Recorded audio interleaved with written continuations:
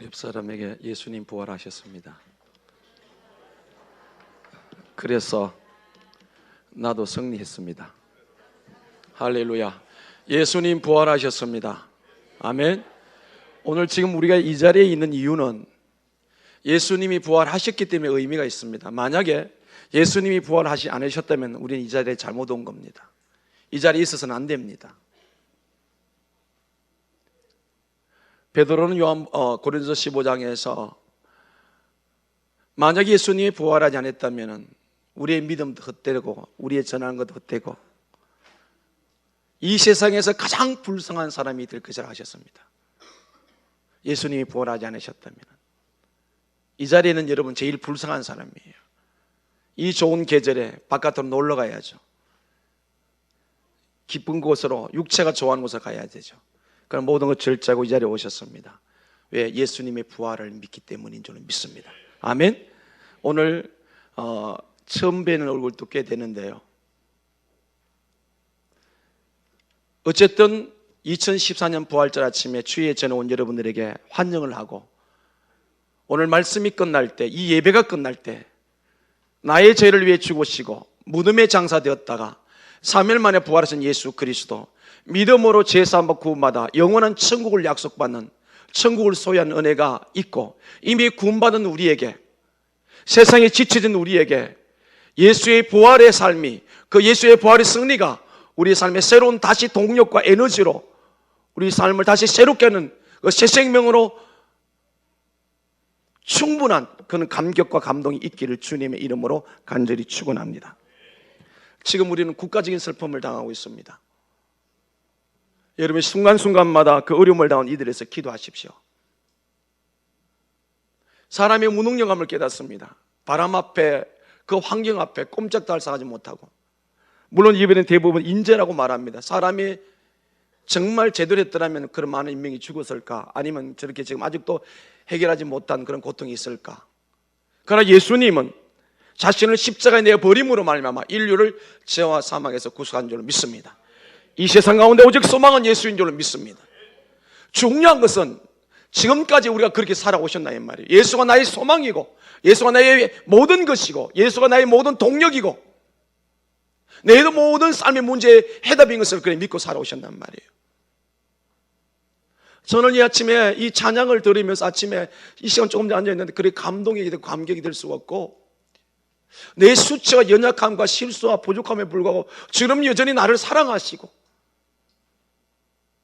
여전히 나에게 부활의 생명을 가지고 살기를 원하시는 그 강력한 건고함이, 그 성령의 감동이 있어서 정말 설레고 감사하고 감격되고 눈물이 나고, 제가 믿는 예수가 동일하게 여러분을 위해 똑같은 분입니다. 이 부활절 아침에 우리 모두에게 미지근한 신앙이 아니라 엠마오로 내려간 두 제자가 예수님 만나서 확인하여 우리가 가슴이 뜨겁지 않느냐, 우리의 심령에 우리의 믿음이 뜨거워질 수 있는 은혜가 있기를 주님의 이름으로 간절히 소원합니다.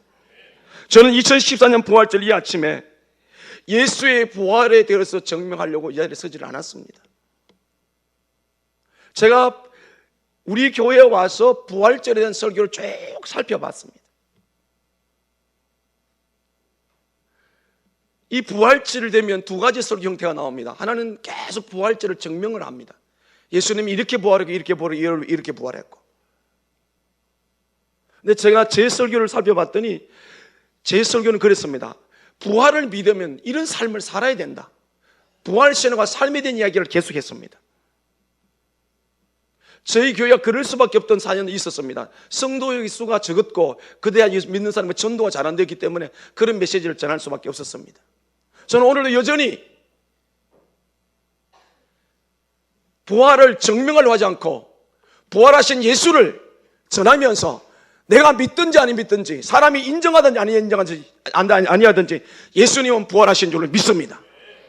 그 예수를 믿는 부활에 대해서, 그 부활이 신앙화되고 삶이 되어서 그 능력 있는 삶을 살아서 에덴 동산을 잃어버렸던, 정복당하고 잃어버리고 짓밟히는 것을 예수 안에 회복돼서 이 세상을 정복하고 이 세상을 다스리고 이 세상을 그리스도의 사랑으로 점령해서 죽은 영혼을 살리는 교회로, 그는 우리 그리스도의 삶으로 일어나기를 간절히 소원합니다. 제가 아침에 오늘 일부 예배를 우리 합쳐서 드리기 때문에 일찍 아침에 나가서 교회 문 앞에 있는 아이들이 10시 때 일찍 왔어요. 그래서 막 땀 흘리며 공을 차고 있길래 그 중에 보니까 한 놈이 있어요. 불렀어요. 너 임마, 네가 이렇게 땀 흘리는 에너지를 오늘 아버지를 데려와야 되지 않겠느냐 그랬어요. 이 엄청난 에너지를 아버지 영혼 구원하는 데 써야 되지 않겠느냐. 그랬더니 이 아들이 하는 말이, 우리 아버지가 교회 오다 좀 쉬고 있는데요, 믿음이 약해서 못 옵니다.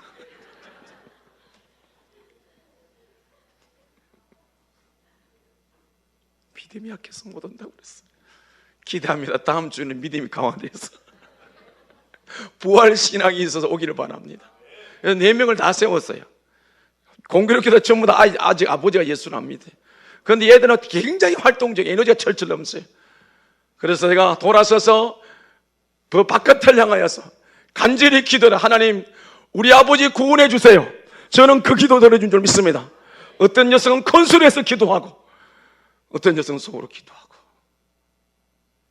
내가 믿는 예수, 죽어도 다시 사는 이 소망의 예수, 생명의 예수, 부활의 예수, 지금 전해야 될 줄을 믿습니다. 이 부활의 믿음이 신앙이 될 수 있고, 이 신앙이 생활이 될 수 있기를 주님의 이름으로 간절히 소원합니다. 그래서 오늘 저는요, 부활을 증명하지 않고, 오늘 수많은 설교가 막 예수는 뭐 죽었다 깨어났다 뭐 환상, 이걸 아니고 예수님 부활시켰다, 부활했다, 화학적으로 뭐 수위가 남아있다, 이거 아니고요, 구차한 여러 가지 변명이 없이 변정이 없이 무조건 예수님은 성경대로 부활하신 줄로 믿습니다. 그래서 예수를 믿는 우리가 그런 어떤 생활을 하고 있느냐? 품질 검사를 하려고 합니다. 제가 이 품질이라는 저속한 표현을 쓴 이유는요, 제 마음이 너무 절박해서 그래요. 물건이 만들어지면은 똑같은 공장에서 나왔지만은 이제 검사자가 검사를 해요. 검사해 보면은 똑같은 데 보면 틀림없이 흠이 있는 거예요. 그러면 그건 흠이 있는 품질은 정품이 아니기 때문에 그래서 탈락됩니다. 오늘 우리 신앙에도 예수를 믿습니다. 근데 삶이 불량품이 있단 말이에요. 교회 올 때는 부활신앙을 갖고 오는데 생활 속에 살아갈 때는 부활신앙이 아니에요. 세상에 묻혀 세상에 지배당하고 살아요. 오늘 우리 신앙을 점검해 볼 수 있기를 원합니다. 나는 어디 쓰든지 다시 사신 예수 그리스도, 그 예수를 내가 내 마음에 모시고 살기 때문에 내 인생에 어떤 문제가 와도, 어떤 절박한 상황이 와도 죽음의 문제 앞에서는 당당하게 살고 있는지, 세상에 휘둘리진 않는지, 물질 앞에 내가 약해지는 않는지, 그걸 정복하고 다스리고 있는지, 그런 신앙이 오늘 아침에 확인되어지고, 만일에 나는 분명히 구원을 받았습니다, 부활신앙이라면 다른 구원받았으면 나는 천국 가면 똑같은 의미예요. 그 신앙으로 살고 있는지, 아니면 형편과 처지에 맞추고 살고 있는지, 간절히 원하는, 우리 주님이 원하는 것은 저와 여러분의 분명히 예수를 믿는다면 그 주님 우리 함께 계시기 때문에 이 땅에 살아가면서 어떤 일을 만나도 주눅들지 않고 약해지지 않고 세상 바라보며 넘어지지 않고 주님 바라보며 그 소망 가지고 굳건히 승리하며 살기를 원하는 줄로 믿습니다. 그걸 하지 못하게 하는 것이 성경에 보면 사탄이 그렇게 해요. 부활의 확신 갖지 못하고, 부활의 생명이 있음에도 불구하고 그걸 믿지 못하고 확신하지 못하고, 언제까지 그렇게 살아야 합니까?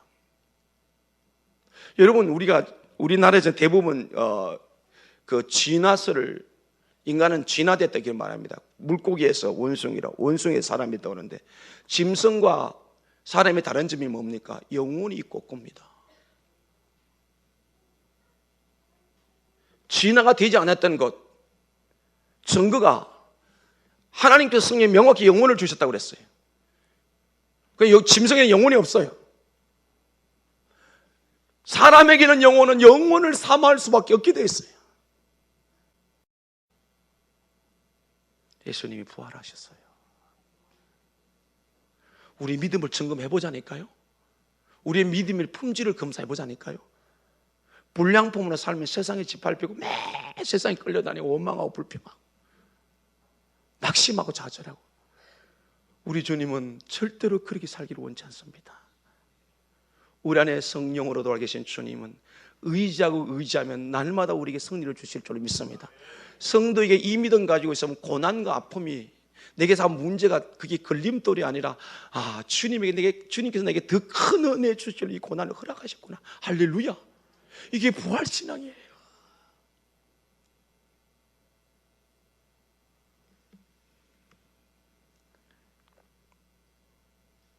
예수님에 대한 확신이 없다는 것은 부활에 대한 확신이 없기 때문에 그렇습니다. 어떻게 사람이 죽었다가 다시 살아날 수 있느냐. 오늘 우리에게 주신 하나님의 말씀을 통해서 우리의 신앙을 진단하는 지침서가 될 수 있기를 원합니다. 시간이 없습니다. 지금입니다. 지금 절대로 미룰 수 없는 것이 신앙인 줄로 믿습니다. 하나님과 관계인 줄로 믿습니다. 돈은 뒤에 버려도 되고요, 건강은 뒤에도 되고요. 그렇지만은 신앙 하나님과 나의 관계만큼은 지금이에요. 절대로 미룰 수가 없어요. 절박함이 왜? 영혼이 잘 되어야 범사가 잘 되고 강건하기 때문에.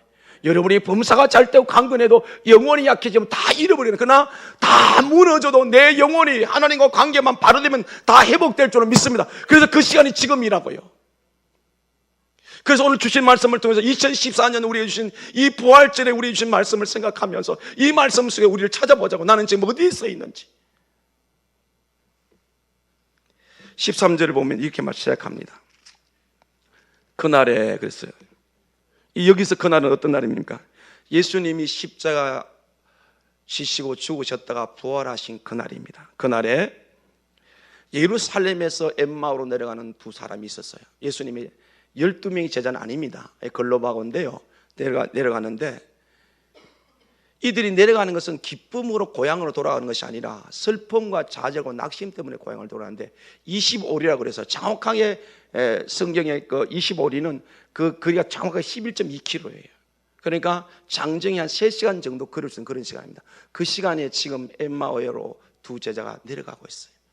그 두 제자가 서로 주문이 받거나는데 예수님이 십자가를 지고 죽으신 것과 그 다음에 무덤에 들어가신 것과 그 다음에 여인들이 무덤에 가보니까 없더라, 이야기를 계속 주고받으면서 이거 어떻게 된 거냐, 우리가 지금까지 예수님 믿고 살아왔는데 우리 예수님께 우리 모든 삶을 올리는데 이게 웬일이냐 이러면서 표정이 어떤 표정이냐면은 17절에 보면 예수께서 내가 길 가면서 서로 주고받는 이야기가 무엇이냐 하시니 두 사람이 슬픈 빛을 띠고 머물러 서더라. 그러나 계속 슬픔에 가득 찬 거예요. 지금까지 신앙생활한 것이 공수표가 된 것 같아. 의미가 없는 것 같아. 그럼 지금 우리는 뭘 하고 있지? 그래 얘기하는데 이미 그 14 앞에 보면 예수님이 그들과 함께 동행하는데 동행하는 예수를 알지 못했다. 잘 알잖아요. 알지 못했다. 왜 그랬다고요? 16절에 그들이 눈이 가려워져서 그인 줄 알지 못하더라. 여기 눈이 가려워졌다는 말은 영적 무지를 말합니다. 왜 이들이 이렇게 슬퍼할까요? 왜 이들이 이렇게 걱정할까요? 왜 이들이 이렇게 포기할까요? 왜 이렇게 좌절해서 예루살렘에서 고향 땅으로 다시 옛삶으로 돌아가, 외곽으로 돌아가야 될까요? 영적 무지인데 사람이 절대로 부활할 수가 없다는 거죠. 죽은 자가 다시 살 수가 없다는 거죠. 그럼 이 사람들이 정말 구원을 못 받았을까요? 아닙니다. 확신의 문제예요. 다 알고 있어요. 그들이 지금 17절부터 쭉 하는 이야기를 한번 보십시오. 18절 그 한 사람이 글로바라는 자가 대답하여 이르되 당신이 예루살렘에 체류하면서도 요즘 거기서 된 일을 혼자만 알지 못하느냐.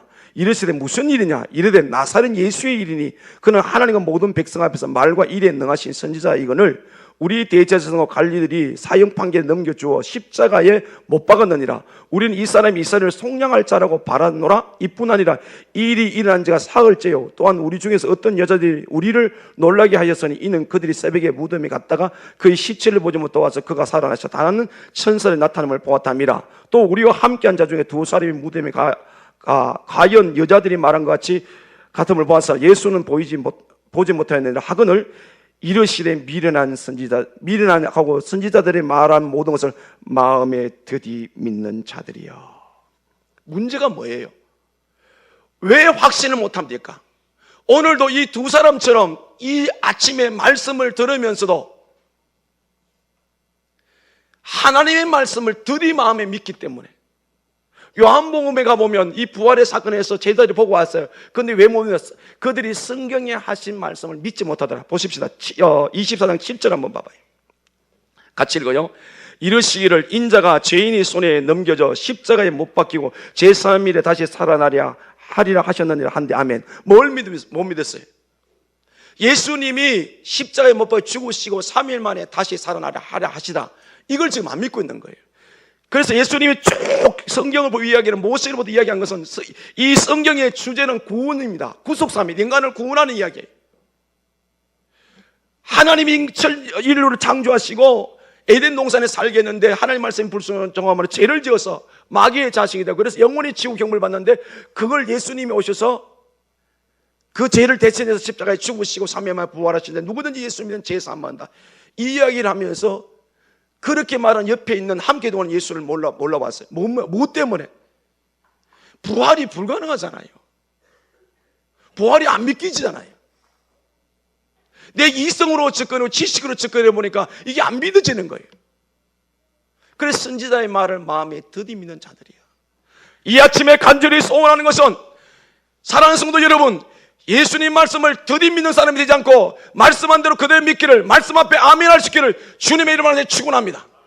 오늘 우리 신앙의 문제가 뭡니까? 왜 확신하지 못합니까? 왜 부활의 능력의 삶을 하지 못합니까? 말씀을 들으면 자꾸 내 형편과 조율을 해봐요. 지금 이거 내가 지킬 수 있나? 제가 우리 교회에 들어와서 성도들에게 들은 이야기가 있어요. 젖먹이에 덩어리 었고 손에 그 젖대나이 끌고 손에 붙잡고 다니면서 전도했다는 이야기를 들었습니다. 그런 시절이 있다고 들었습니다. 지금 아마 젖먹이를 등에 업고 젖된 아이를 손잡고 전도하러 가라면 아무나 할 겁니다. 이 교회가 무슨 이런 교회냐고 말할 겁니다. 오늘 우리가 문제가 뭡니까? 내 지식과 경험을 돌아볼 때 부활은 불가능한 거예요. 나중에 더디 믿는 너희들이요, 하나님 말씀 지금도 믿고 순종하면 우리에게 복이 되는 줄 믿습니다. 약속입니다. 약속. 그런데 이 사람들이 왜 이렇게 좌절해가지고 엠마오로 내려가고 있습니까? 안 믿어지는 거예요. 마음이 안 받아들여지는 거예요. 왜? 안 맞잖아요. 이성적으로 지성적으로 세상적으로 절대로 불가능하잖아요. 확신하지 못한 믿음, 세상에 끌려다니는 믿음. 그래서 여기서 제가 질문을 하고 싶어요. 정말 여러분 예수님 아예 구주를 영접했습니까? 이 세상 떠나면 천국 가는 거 믿습니까? 그게 부활이라고요. 믿습니까? 죽은 자를 살린 부활을 믿는 우리는 세상을 지배하고 살아야 돼요. 왜 언제까지 끌려다니겠어요? 2014년 부활절을 맞이하면 뭐 어떡합니까? 그냥 와서 특별한 찬양 드리고 달걀 드시고, 그래서 제가 오늘 달걀 하지 말라고 그랬어요. 작년에 달걀 안 했는데 집사람이 어제 전에 늦게 가지고, 그래도 애들은 달걀을 주고 부활절을 기념해야 되지 않겠나. 애들이 물었습니다. 부활절이 무슨 날이냐? 예, 달걀 먹는 날.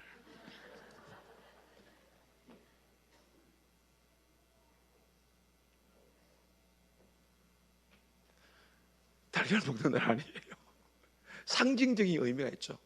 그 달걀 속에서 그것도 유종난이라 해요. 유종난이 어떤 온도가 되면 21일째 깨어 병아리가 나온 그걸 기념해서 다시 생명이 태어나, 그런 뜻이에요.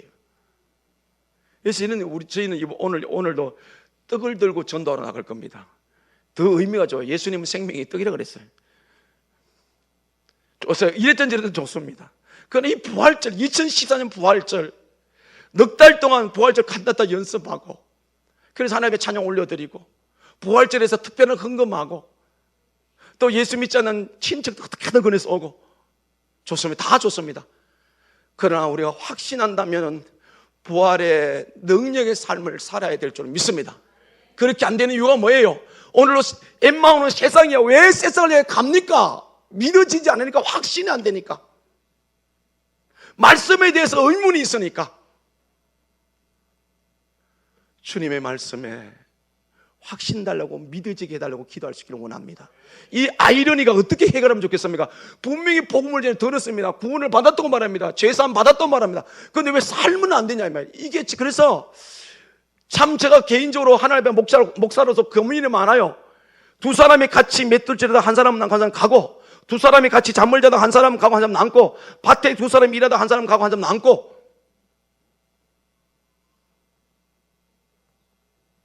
그게 뭐예요? 같이 교회 안에 있었어요. 근데 한 사람은 총 하나 남았어요. 내가 지식적으로 아는 예수를 믿는다고 착각하고 있지 않습니까? 마음에 드디 믿는 너희들이여.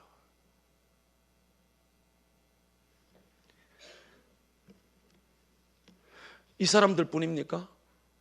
아니에요. 예수님이 무덤에 장사될 때 그 앞에 기다렸던 막달라 마리아와 다른 마리아, 안식 후 첫날 무덤에 찾아갔어요.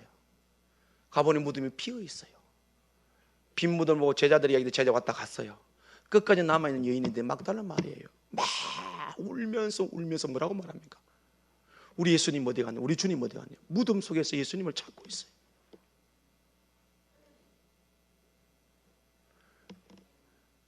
그 무덤에 빈 무덤을 보고 죽은 자가 다시 살 것을 절대로 안 믿는 거예요. 그래 울면서 우리 주님 누가 데려갔지? 누가 갔지?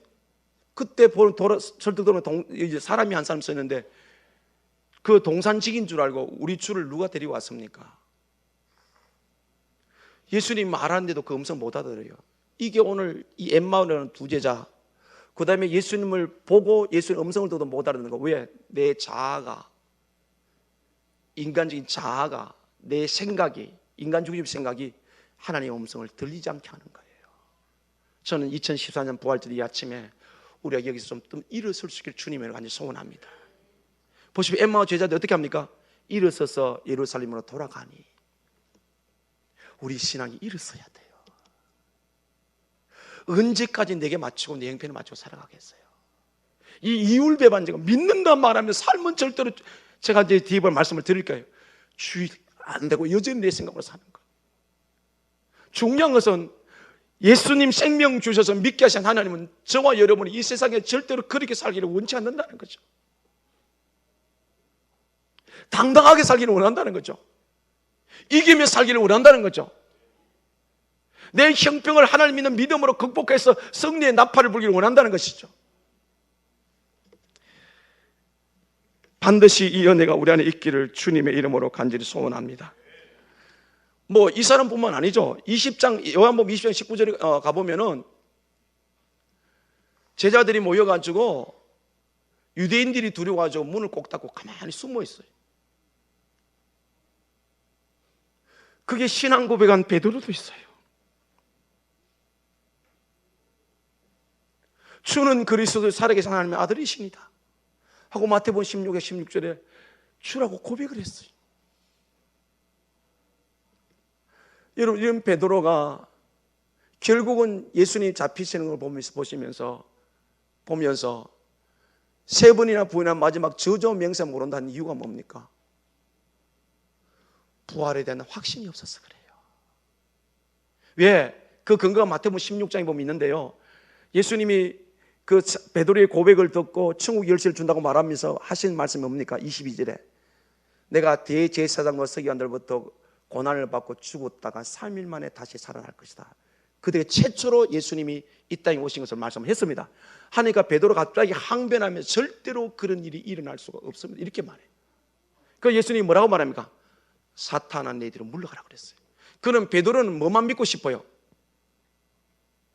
자기 이성대로 믿고 싶은데 지금 3년 반 동안 자기 모든 걸 포기해버리고 배 던져버리고 건물 던져버리고 생업을 던져버리고 주님을 따르는데 뭐만 들어가면 죽는다는 이야기만 머리에 들어온 거예요. 이것만 기억해요. 그러니까 절대로 그런 일이 나면 안 됩니다. 그런데 그 뒤에 내가 죽었다가 3일 만에 다시 살아나, 이 말을 믿었다면 베드로는 절대로 그 위기의 순간에, 예수님이 잡히는 순간에도 계집종이 나와서 너도 같은 당에 있을 때 모른다, 부인하면 모른다, 저주하면 맹세 모른다, 이건 못했을 것인데 그게 뭡니까? 예수님에 대한 확신, 뭐에 대한, 예수님이 부활할 것이라는 생각에 대한 확신이, 그 믿음이 안 갔던 거예요. 모든 게 뭡니까? 모든 신앙의 문제가 뭡니까? 말씀을 믿지 않는다는 거예요. 우리는 하나님의 말씀을 믿어야 될 줄 믿습니다. 내 기분과 감정, 환경이 아니에요. 오늘 우리가 이 부활절 아침 우리가 살펴보니까 모두의 문제가 엠마오라는 제자들도 그렇고, 그 다음에 우는 그 막달라 마리아도 그렇고 그래요. 요한복음 20장 한번 봐봐요. 20장 9절 보세요.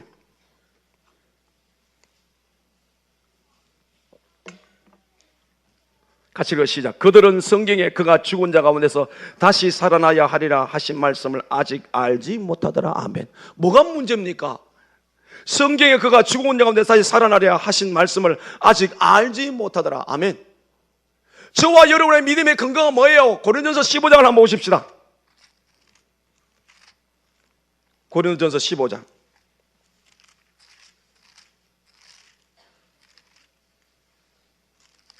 3절 4절입니다.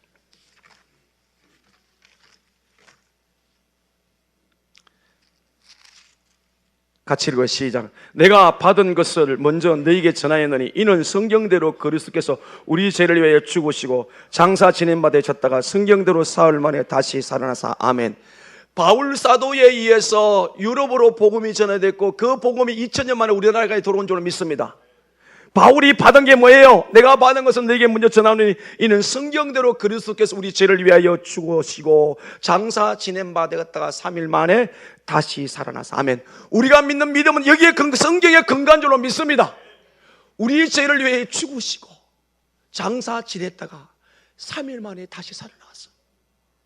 우리의 믿음의 고백이 어디 있습니까? 하나님 말씀에 의해서 예수님이 이 땅에 오셔서 저와 여러분의 죄를 위해 죽으시고 장사지 3일 만에 다시 부활하신 예수, 부활하신 예수, 이 예수를 믿는 것이 우리의 믿음의 뿌리고 근거이고 근거인데 그건 성경인 줄로 믿습니다. 그러면 왜 제자들, 그 당시의 제자들이, 그 당시에 많은 사람들이 실망하고 좌절하고 어둠 속에 들어가고 두려워하고 주님을 따르지 못하고 고향으로 내려가고 옛사람으로 돌아가고. 보십시오. 분명히 베드로도 예수님 보았습니다. 그런데 요한복음 21장에 가면 어디가 있습니까? 예수님 분명히 보고도 확신이 안 되니까 아직도 갈릴리 바다에 가서 고기나 잡으러 가고 있어요. 여러분, 우리가 확신된다는 걸 얼마나 감사한지 몰라요. 주님의 이름으로 간절히 소원합니다. 내가 예수를 믿었다면 주님 믿게 하셨기에 확신하는 믿음을 갖기를 간절히 소원합니다. 확신하는 믿음은 반드시 행동이 나오게 되어 있어요. 그래서 오늘 우리가 진단해 볼 때 불량품의 신앙이 될 수밖에 없는 것은 믿는다면 반드시 확신하면 삶이 변화되고 바꾸어질 수밖에 없는 줄로 믿습니다. 오늘 새벽에 아침에 누가복음에서 그 삭개오를 공부하면서 남자들 공부하면서 삭개오가요 예수를 분명히 믿으니까 자원에서 생명철명이던 전재산을 다 내놓아요. 다 갚아준다 그랬어요. 변화가 왔어요. 그래서 예수님 뭐라고 말합니까? 이 집에 구원이 이르렀다고 그랬어요. 확신하는 믿음은 반드시 삶의 변화가 오는 줄로 믿습니다. 그래서 고민이에요. 두 사람이 같이 맷돌질하다가 한 사람 남고 한 사람 가고 아는 것을 믿음이라 착각하면 안 돼요. 그건 우리 생활 속에 증명이 돼요. 믿음은 위기를 만나면 알아요.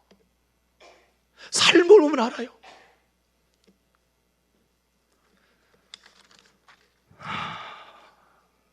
저는 절절합니다. 저는 야고보서에 있는 말씀 늘 기억합니다. 성생된 자가 심판이 맞다. 제가 복음을 전하면서 여러분 신앙을 옆에서 도와가면서 인간적인 생각으로 이들이 생명은 없으면서 종교적인 생각으로 위로하고 격려받아 나 내버려두고 있지는 않는지.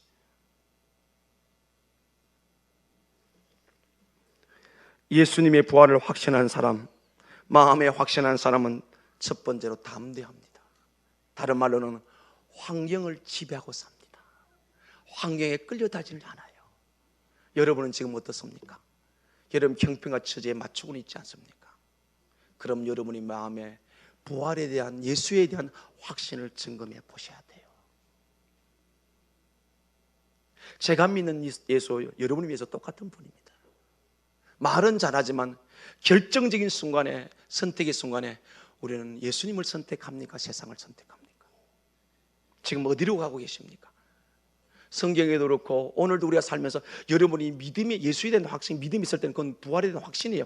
그럴 때 여러분 행동이 달라지지 않았어요? 삶에 막 결단이 일어나잖아요, 그죠? 막 바꾸잖아요, 그죠? 변화가 막 일어나잖아요, 그죠? 근데 그 변화가 지금 계속되고 있느냐 말이에요. 그런 결단이 계속 일어나느냐 말이에요. 그래서 고린도후서 13장을 보십시다.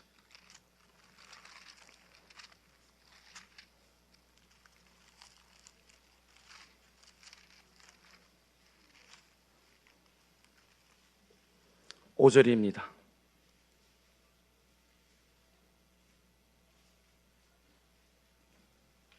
4절 5절을 같이 읽겠습니다.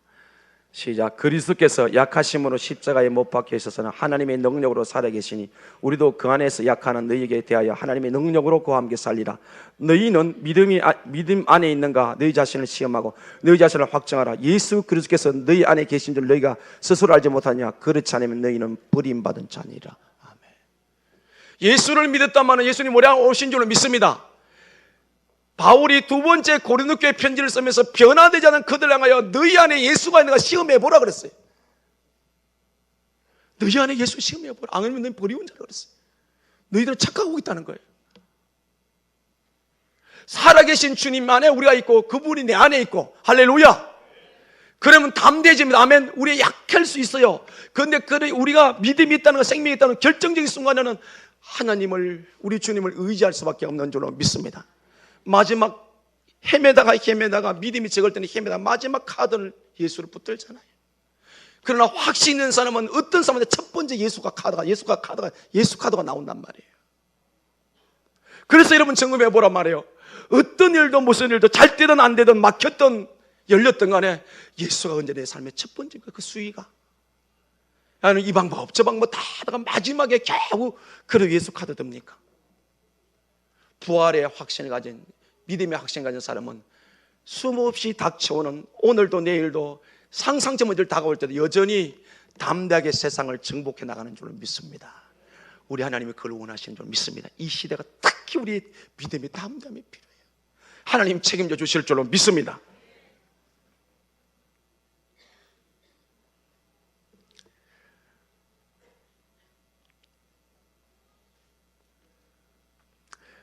예수님의 부활을 믿는다는 것은 구원의 확신이고 이 세상 떠나가면 천국 간다는 확신이고 아멘?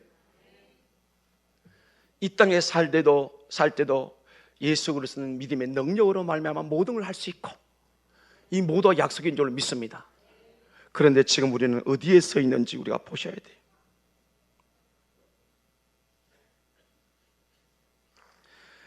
이제 이 이후로 사도행전에 넘어갑니다. 사도행전 넘어가면은 그 부활을 믿는 그들이 얼마나 담대한지. 처음에는 베드로가 신앙 고백하고도 사탄이 게임에 넘어와서 부활을 믿지 안 받아들여서 예수님께 사탄 애들이 물러가라 이런 비난도 받았고 그다음에 예수님 잡힐 때 모른다고 저주와 맹세했던 그가 어떻게 합니까? 그는 마지막 생애를 십자가에 거꾸로 달아 들어갑니다. 무엇이 그렇게 만들었습니까? 사도행전에 들어가 보면 전혀 다른 사람이 똑같은 베드로가 아니에요. 전혀 다릅니다. 예수님의 부활을 확신하니까 죽음도 두려워하지 않고 어떤 고난도 두려워하지 않고 두들겨 말고 감히 가도 두려워하지 않고 세상을 넉넉히 기능하며 그가 가서 죽은 자도 살리는 능력의 사람이 된 줄로 믿습니다. 베드로만 그러나요? 아닙니다. 오늘도 예수 그리스도를 나의 구주로 영접한 부활의 확신 가진 사람에게 믿음으로 살아갈 때 우리 삶에는 오늘도 담대함으로 승리하는 그 은혜를 우리에게 주시는 줄로 믿습니다. 저와 여러분이 그렇게 될 수 있기를 주님의 이름으로 간절히 소원합니다. 주님 죽음을 두려워하지 않는 그런 사람. 그리고요 실질적으로 그 예수님 당시에도 예수님이 십자가에 운명하셨어요. 요한복음 19장 39절에서 42절까지 보면은 38절 40절까지 보면 예수님이 십자가 달려있을 때에 아리마대 사람 요셉이 와가지고 빌라도에 가서 저 시체를 내려달라고 그렇게 말합니다. 그럼 이 아리마대 사람 요셉은 어떤 사람이냐 한번 보십시다. 요한복음 19장을 봐봐요.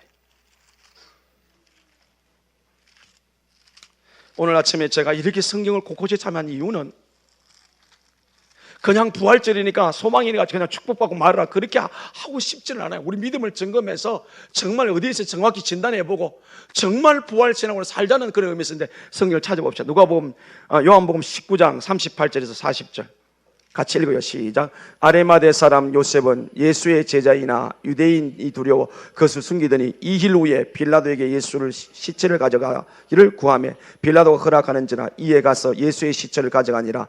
일찍이 예수께 밤에 찾아온 니고데모도 몰려가 침향 썩은 것을 100리터라쯤 가지고 온지라. 아멘.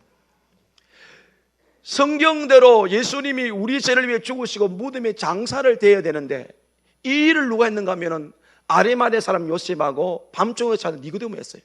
아리마대 사람 요셉에는 성경이 뭐라고 기랍니까? 제자라고 그랬어요. 다 내고 이 사람 부자라고 그랬어요. 그리고 39전한 니고데모는 그 당시에 사내들인 공회원입니다. 이 사내 공회원은 오늘날 말하면 우리나라 국회의원 같은 거예요. 절대 권력 가졌어요. 부자입니다. 근데 이 사람들이 오늘 아레만에서 요셉이 찾아갖고 니고데모 와가지고 예수님을 장례시키는데, 이게 만약에 세상에 알려지면 저들은 유대인이 갖고 있는 모든 걸 다 박탈, 다 잃어버려야 됩니다. 만약에 예수님이 죽음이 끝이랬다면 그들은 이 일을 하지 않았겠죠. 성경은 말합니다.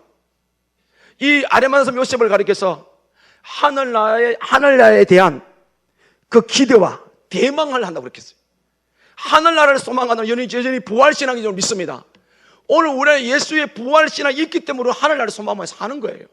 니고데모 절대 권력을, 오늘 이것이 드러날 수밖에 없어요. 누가 예수를 무덤에 장사 지냈냐 했을 때 그 요셉하고 니고데모 했다. 그럼 세상 만천에 드러나면 그럼 모든 걸 박탈당해요. 지금 자기 모든 걸 잃으면서 왔던 이유가 뭡니까? 그들 안에 부활의 신앙이, 하나님의 약속을 믿었기 때문에 내가 죽었다가 3일 만에 다시 살아나려. 그 당시에 최고의 엘리트로서 모든 걸 누렸던 그들, 이 행동을 하면 다 잃을 줄 알면서도 그 밤에 그 해질 무렵에 찾아와서 예수님을 무덤에 안장시킨 그 이유가 뭐냐면 그들 속에 부활신앙이기 때문에. 지금이나 그때나 예수 그리스도의 부활에 대한 확신을 가진 사람은 세상에 지배당하지 않고 세상을 정복하는 하나님의 사람인 줄 믿습니다. 하나님 나라가 지금도 세워져 가는데 우리가 큰 소리치고 그래도 꿈을 펼치는 이유는 이 부활의 신앙을, 우리가 삶을 살아가게 될 때 그 능력은 하나님께로 와서 어떤 누구도 감당치 못할 능력 있는 삶을 우리가 살게 될 줄을 믿습니다. 2000년 전에 그 땅에서 예루살렘 땅에서 일어난 일들이 오늘 이곳 와서 예수 믿게 된 것은 바로 부활의 확신을 가진 그들이 이 땅에 찾아왔기 때문인 줄 믿습니다. 1885년에 미국에서 상선이 들어올 때, 부활절점 인천 제물방에 도착할 때 거기에 두 사람의 선교사가 있습니다. 그 두 사람의 선교사, 감리교 선교사, 장국의 선교사, 그 두 분이 이 땅에 들어왔습니다. 흑암의 땅에 들어왔습니다. 그래서 1년 뒤에 보고할 때 이 조선의 땅은 흑암의 땅입니다. 희망이 없는 땅입니다. 그런데 그들 가슴 속에 뭐가 있었습니까? 예수의 부활의 생명을 가지고 온 줄로 믿습니다. 우리나라가 오늘 이 자리에 있는 것은요, 물론 그전에도 많은 선교사에 들어왔어요. 그러나 그 적극적인 일을 했던 분이 그분들이에요. 어쨌든 많은 선교에 돌았지만 들어온 모든 선교의 가슴속에 뭐가 있었습니까? 죽어도 다시 산다. 이 부활신앙 와서 이 땅에 복음을 전했기 때문에 그 복음을 오늘 우리 있게 하고 이 나라를 세워주신 줄로 믿습니다. 이 나라가 무슨 소망이 있었나요? 이시조선 500년 동안 죽은 조상 섬기면서 결국은 일본에게 잡아먹혔다고요. 희망이 없는 나, 찢어지게 가난한 이 나라, 이 땅에 학교를 제일 먼저 쓰고 병원을 제일 먼저 쓰고 모든 과를 제일 먼저 끌어들인 사람이 누굽니까? 바로 가슴속에 부활신앙을 가진 선교사들이었습니다. 복음을 가진 사람들이었습니다. 그래야 지금도 우리가 열방을 바라보는 이유는, 담대가 난 이유는 내 안에 부활의 신 예수가 계시기 때문에 그분으로 우리의 모든 걸 가능한 줄로 믿습니다. 이걸 지금 우리 삶에 적용시키자고요. 그렇게 살아가자고요. 근데 문제는 우리가 자꾸 세상에 시달려요. 자기 감정에 쏟고 기분에 쏟고.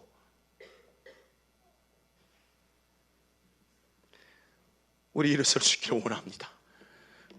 부활의 확실한 한 사람, 담대할 수밖에 없고 이길 수밖에 없고 두려워할 수가 없고, 죽음을 이기는데 우리가 죽음보다 더 두려운 건 있습니까? 이 신앙으로 2014년 이 아침에 다시 한번 우리 신앙을 점검하고 우리 신앙의 새로운 도전과 비전이 일어날 수 있기를 주님의 이름으로 간절히 소원합니다. 두 번째, 부활 확실한 믿음은요, 자신의 인생의 주어가 바뀝니다. 이게 무슨 뜻이냐? 자, 이 예수님이 부활을 보기 전까지는 예수님을 전부 다 랍비라고 불렀어요. 성생이라고 불렀어요. 이 당시의 랍비는 좀 탁월한 현자라고 일컫습니다.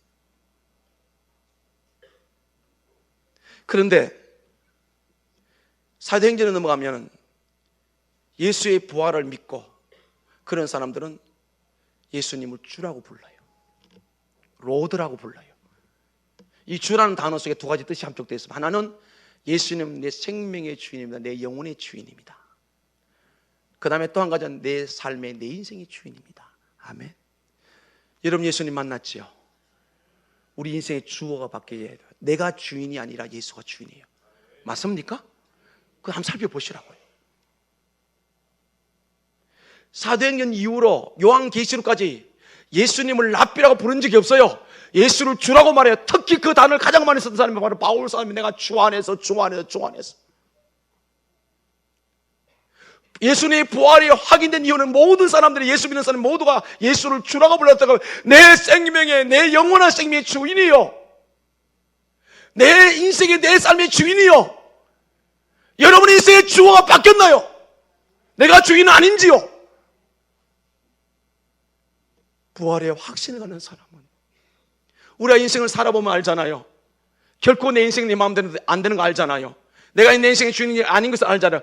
그럼에도 기독실이 미련하게 여전히 내 생각으로 살고 있지는 않나요? 그러면서 신앙이라고 자처하지 않나요? 내가 신앙이라고 내가 예수 믿고 말하지 않나요? 아니면 바뀌어져야 됩니다. 내 인생의 주인은 예수 그리스도입니다. 아멘. 그들을 하나님께서 성령의 능력을 보시고 부활의 능력을 그들의 인생을 살아갔습니다. 사용해 가셨습니다. 우리 고3들이 있는데 제가 새벽마다 그들을 위해 기도합니다. 물론 점수 잘 맞아야 돼요. 그러나 그것보다 더 중요한 것은 저들이 이 힘든 시간을 지나가면서 내 인생의 주인은 내가 아니구나, 예수가 내 인생의 주인이구나, 그만 그들 안에 믿음으로 생겨진다면 저들은 어디에 내놔도 필요한 사람이 될 줄 믿습니다. 공부해야 할 이유, 공부를 잘해야 할 이유, 사업이나 직장이나 모든 분야에 우리가 탁월히 승리할 이유, 그 나를 주인 삼, 내 주인이 되신 내게 생명이 신 예수의 이름을 높이기 위해 그렇습니다. 그렇게 살아가는 사람은 예수가 주인이에요. 계속 보십시오. 이제 지금 이후로 집에 가서 성경을 한번 보십시오. 예수를 뭐라고 부르는지, 예수 그리스도 뭐라고 부르는지 계속 주라고 불러요. 구약 성경에 이 단어를 가장 많이 썼던 사람이 바로 다윗입니다. 우리 번역에는 하나님인데 영어는 로도가 되어 있어요. 그래서 하나님 부를 때마다 하나님 부를 때 다윗은 계속 주라고 불러요. 로도, 나의 주인, 나의 주인, 나의 주인. 우리가 예수 믿는 그날부터 내 인생의 주인은 예수가 된 줄로 믿습니다. 부활의 확신을 가진 사람, 부활의 생명을 사람, 부활을 기쁨을 갖고 부활의 분명한 근거를 믿는 사람들은 내 인생의 주어가 바뀌어야 돼요. 나는 내가 주인 아니에요. 예수가 주인이에요. 믿습니까? 이게 신앙생활이에요. 알긴 알아요. 신앙, 예수가 주인인데 그건 생활이 안 되잖아요. 오늘 이 아침에 명확하게 바뀜이 궁금합니다. 제 엠마오라는 그들이 주님을 만난 후에 그들이 다시 일어서서 엠마오로 돌아간 이유는 지금까지 자기 생각에 잡혀 있었어요. 그래서 말씀이 안 들어왔어요. 주님의 말씀을 들으면 마음이 뜨거워지면서 그때 깨달았어요. 그래서 예수가 자기 인생의 주인인 걸 알았기 때문에 주인이 뜻을 따라 예루살렘으로 다시 올라간 줄로 믿습니다. 자, 결론을 내려보십시다. 부활 신앙에 대한 확신을 가진 사람, 예수님에 대한 확신 가진 사람, 천국 가는 것을 보며 확신하는 사람은 삶의 변화가 옵니다. 반드시 삶의 변화 옵니다. 가치가 달라졌어요. 여러분 삶에 예수님 만난 이후 어떤 변화가 없습니까? 물론 간 예수를 믿고 나면은 내 마음의 평안의 원어가 좀 달라지긴 한데 내 옆에 있는 사람이 느낄 정도로, 주변 사람이 느낄 정도로. 왜 우리가 세상 사람들에게 야 예수 믿는 니나 나나 똑같다, 왜 이 말을 들어야 합니까? 이건 우리의 믿음에 문제가 있다는 거예요. 믿음의 말을 한다고 그게 믿음이 아니에요. 믿음은 삶을 살아야 될 줄을 믿습니다. 변화는 말로 되는 게 아니잖아요, 그죠? 말인들 누가 뭘 못해요. 정작 내 생활 속에서 변화는 안 일어나는데. 여러분 부활신앙의 사람들 보십시오. 왜 주변 사람 깜짝 놀라겠습니까? 자, 사도행전 2장을 보십니다.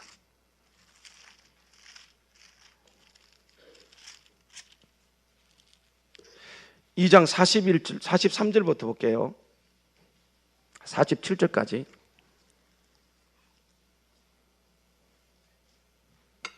같이 읽어요. 시작. 사람마다 두려워하는데 사도들로 말미암아 기사와 표적이 많이 나타나니 믿는 사람이 다 함께서 모든 물건을 서로 통용하고 또 재산과 소유를 팔아 각 사람의 필요를 따라 나누어 주며 날마다 마음을 같이 성전에 모이 힘쓰고 집에서 떡을 띠며 기쁨과 순전한 마음으로 음식을 먹고 하나님을 찬미하며 또 온 백성의 칭송을 받으니 주께서 구원하는 사람을 날마다 더하게 하시니라. 아멘.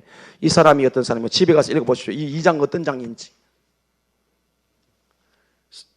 제자들과 120문도가 마가의 다락방에 모여 저녁 기도에 있을 때 성령이 임하면서 그래 능력을 받고 예수의 부활에 정확히 증가하면서 이 부활을 증거할 때 하루에 3,000명씩 막 예수를 믿었던 건물이들입니다. 뭘 하죠? 삶을 나누잖아요. 서로 물건을 통용했다 그랬어요. 그것이 교회 안에만 있지 않고 세상으로 와서 여기 뭐라고 그래요? 47절. 이 굉장히 감동적이에요. 하나님을 참여 또 온 백성에게 칭송을 받으니 변화가 됐다는 거예요. 아멘. 안디옥 교회가 사도행 11장에 보면 세상 사람들이 예수 믿지 않는 그들 그리스도인이라 그래. 너희들은 진정한 예배다. 그러니까 이름을 붙여줬다. 별명을 붙여줬다. 여러분 부활 신앙으로 살면요, 나 손으로 자꾸 움켜쥐는 것이 아니라 나누고 섬기고, 그래서 세상 사람한테 우리가 다르다. 그래서 세상을 칭찬하게 될 줄로 믿습니다. 내 가장 가까이 있는 사람들에게 내 삶에 대해서, 내 성품에 대해서 칭찬을 받습니까? 우리 내 가장 가까이 있는 배우자, 부모, 형제 구원하려면요, 줘야 돼요. 물질만의 문제가 아닙니다. 인간적으로 생각할 때 정말 속상할 때 그래도 주님 마음으로 다가가야 돼요. 왜요? 그 영혼 살려야 되니까. 하나님 그만 만져놓은 줄 믿습니다. 여러분 가장 가까이 있는 여러분의 배우, 우리 가까이 있는 식구들로부터 우리 신앙을 인정을 받아야 돼요. 아멘? 아멘? 우리 자녀들로부터 우리 신앙 인정받아야 돼요. 지금 그러고 있잖아요. 그게 어디까지 갑니까?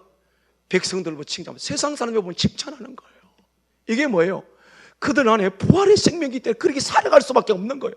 가치관이 달라져 버렸단 말이에요. 주어가 바뀌었다 그랬잖아요. 내 인생에 내가 주인이라고 예수 주인으로 사니까 자정도로 이 삶이 나타나는 거예요. 저는 우리 시대에 우리 몸된 교회가 주님 앞에서 오늘 이 사건이, 이 부활의 능력의 사건이, 부활의 그 변화된 사람들이 나타나기를 간절히 소원합니다. 그럼 뭐라고 그랬어요? 주께서 날마다 구원받는 수를 증가하겠더라. 여러분 구원은 우리가 하는 것 아니에요. 우리 삶이 변화되고 새로워질 때 세상 사람 도전을 받을 수밖에 없고 하나님의 그런 변화된 우리에게 계속 구원받는 수를 증가시켜 주실 줄로 믿습니다. 이게 진정한 부활의 의미가 아닙니까? 이게 부활 신앙이 아닙니까? 천하보다 귀한 생명이, 이 우주보다 귀한 생명이 구원받는 그걸 누가 한다고요? 하나님은. 왜? 세상 사람들도 주의 백성이 칭찬받는 거 아버지가 너무너무 기쁜 거예요. 똑같은 원리. 여러분 우리가 바깥에 나가서 자식들 때문에 칭찬받으면 기분이 얼마나 좋아요. 안 그래요? 그런 적이 별로 없나 보다. 앞으로 자녀 때문에 여러분 칭찬받기를 원합니다. 똑같은 하나님이 세상 사람을 보고, 세상 사람들이 그 우리 믿는 우리를 보고 막 치는, 야 정말 부럽다, 나도 저렇게 예수 믿고 싶다. 그 영광을 누가 받으셨다고요? 하나님이 받으셨다는 거예요. 이게 변화예요, 변화. 그럼 이게 어떤 삶이냐? 여러분 부활은 과거 사건이 아닙니다. 부활은 미래에 우리 주님 앞에서 그 부활만 아닙니다. 이 부활은 지금 현재인 줄로 믿습니다. 지금도 그 주님 우리 안에 계십니다. 지금 현재의 부활을 누리시기를 소원합니다. 이곳의 변화와 새로운 도전과 역사는 계속될 줄로 믿습니다. 문제는 우리가 지금의 부활을 못 누리겠다는 거죠. 예수를 믿는다는 것은, 천국의 소망을 가진다는 것은 지금 내가 부활 신앙으로 산다. 뭐예요? 예수가 나의 인생의 주인이라는 거예요. 여기에 하나님이 역사하실 줄로 믿습니다. 이 변화된 삶을 통해서 이 땅과 민족 열방을 깨고 여러분 주변에 죽은 영혼이 주께로 돌아오고 그 감격이 계속될 수 있기를, 2014년에 이 부활절 아침이 매일매일 부활이 되고 날마다 부활이 되고 매주마다 부활이 되고 이 능력의 삶을 살 수 있기를 주님의 이름으로 간절히 축원합니다. 아멘. 기도합니다.